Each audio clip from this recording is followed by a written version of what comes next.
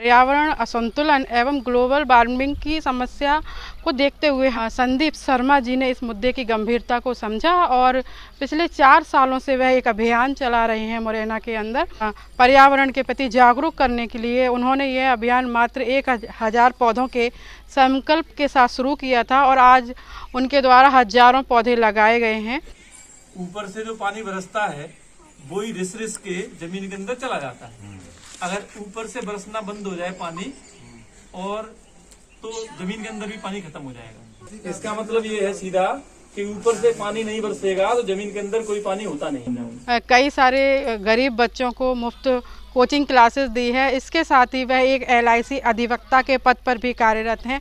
मात्र 38 वर्षीय युवा के मन में यह विचार आया कि मुझे इस बिगड़ते हुए ग्लोबल वार्मिंग और पर्यावरण असंतुलन को लेकर काम करना चाहिए और अपने जैसे ही और कई सारे युवाओं को और लोगों को जोड़ना चाहिए। बच्चों को जब पढ़ाते हैं तो हम समझाते हैं कि पर्यावरण प्रदूषित हो रहा है और समस्याएं आ रही हैं, ग्लोबल वार्मिंग है और ग्लोबल वार्मिंग के अलावा जलवायु असंतुलन की समस्याएं तो हैं ही। तो इन सब बच्चों को जब समझाते थे तो मन में एक भाव आया कि बोल बोल के कब तक समझाएंगे लोगों को, कुछ करके दिखाया जाए। तो उस भाव से आज से 4.5 वर्ष पहले हमने ये पौधारोपण कार्यक्रम शुरू किया।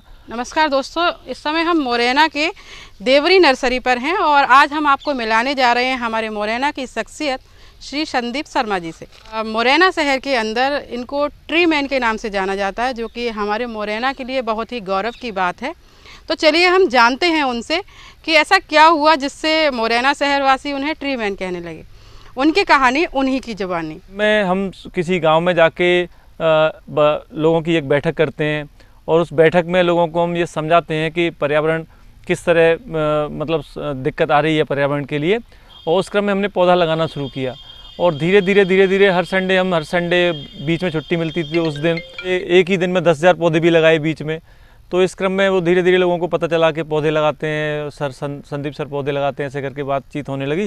तो धीरे धीरे ऐसे ट्री मैन नाम पड़ गया। बस पौधों के पीछे एक वैज्ञानिक दृष्टि भी है, एक धार्मिक दृष्टि भी है, एक सामाजिक दृष्टि भी है। तो अगर तीनों दृष्टि से बात की जाए तो वैज्ञानिक दृष्टि ये है कि इस पृथ्वी पर लगभग 33% पौधों का होना आवश्यक है। तो ये वैज्ञानिक दृष्टि है और वर्तमान में 30% बचे हैं। तो उसकी वजह से जलवायु की जो समस्याएं आ रही हैं वो वैज्ञानिक दृष्टि है। उसमें अपन लोग जलवायु संतुलन, ग्लोबल वार्मिंग और ये सारी चीज़ें होती हैं। लेकिन दूसरी एक धार्मिक दृष्टि है, क्योंकि हमारे घर का माहौल पूरा एक धार्मिक है। उसमें वेद पढ़ना, शास्त्र पढ़ना और पूरा धार्मिक माहौल है। हमारी मम्मी ने, सबने पापा ने, मेरी वाइफ ने, सबने मेरा सपोर्ट किया कि नहीं ये काम होना चाहिए और अगर प्रकृति के लिए कुछ कर पाएंगे तो बहुत अच्छी बात है। तो सबका सपोर्ट रहा।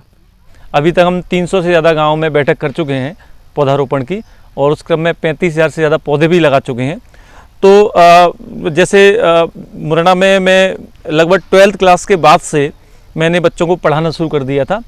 तो मैं धीरे धीरे मैं एक प्राइवेट टीचिंग करता था शुरुआत में।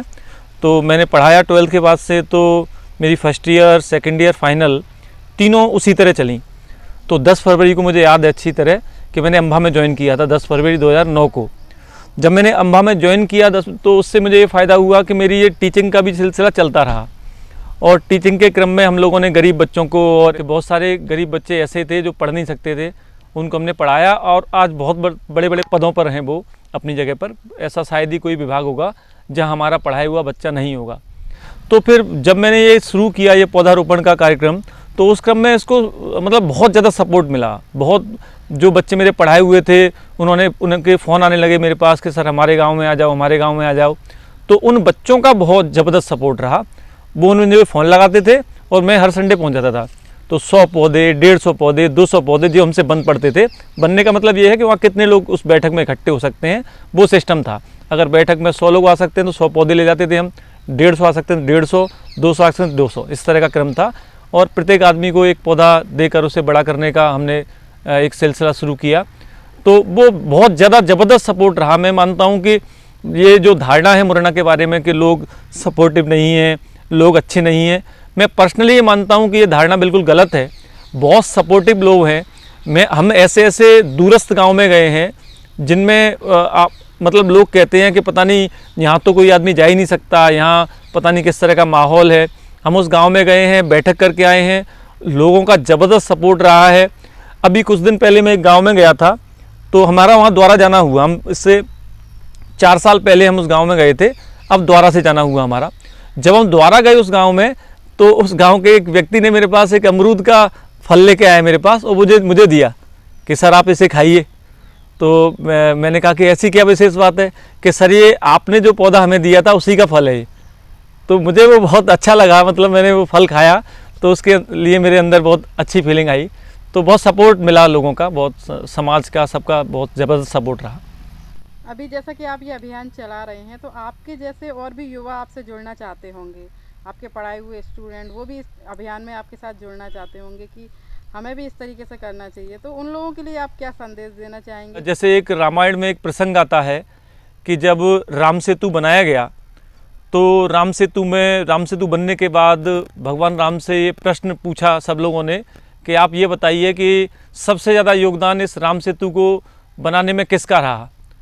तो भगवान राम ने कहा कि एक गिलहरी वहाँ पे घूम रही थी, और भगवान राम ने कहा कि इस गिलहरी का सर्वाधिक योगदान रहा।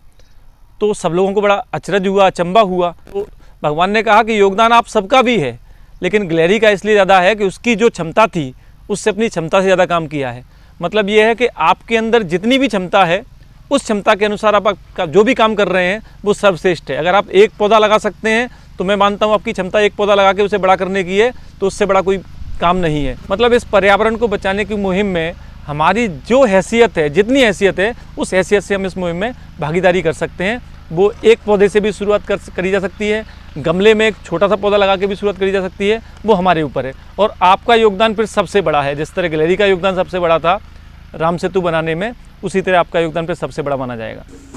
हमारे द्वारा इस पहल को सोशल मीडिया पर शेयर किया गया, जिसके पीछे हमारा उद्देश्य था कि समुदाय के और लोग भी इस अभियान के साथ जुड़ सकें और इस अभियान को एक महाअभियान का रूप दिया जा सके, जिससे और लोग भी आगे निकल कर आएँ।